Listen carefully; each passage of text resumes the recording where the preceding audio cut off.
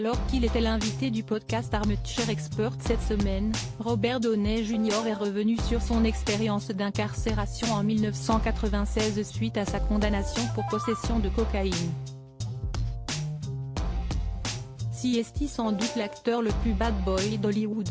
Si Robert Downey Jr. a marqué les esprits et le cinéma avec des rôles très hétéroclites, Iron Man, Sherlock Holmes, Zodiac, Le Juge, la star américaine a aussi fait couler beaucoup d'encre pour ses nombreuses frasques. L'acteur le mieux payé de la saga Avengers est en effet abonné aux extravagances et n'a jamais la langue dans sa poche. L'année dernière, par exemple, il révélait qu'il avait fumé son premier joint à l'âge de 6 ans. Une addiction à la drogue qui le poursuivra d'ailleurs toute sa vie au point de menacer sa carrière.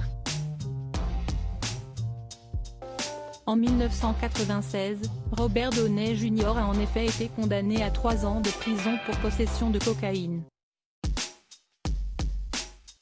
S'il a depuis été gracié pour cette affaire, il n'empêche que l'acteur a dû faire un court séjour derrière les barreaux.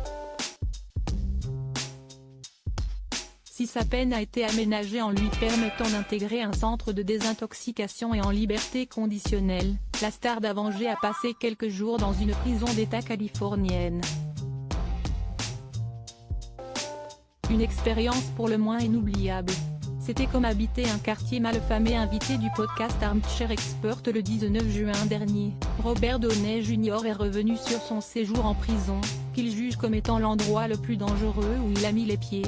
Je pouvais sentir le danger dans l'air, c'était comme habiter un quartier malfamé.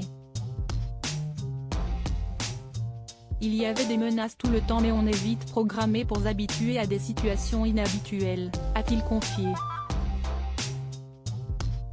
Faisant l'objet de moqueries récurrentes de la part de ses codétenus, et sentant que sa vie était en danger, l'acteur reconnaît que son transfert en centre de désintoxication a été une bénédiction. Il aurait pu m'arriver des choses bien pires que d'être envoyé dans un centre de désintoxication.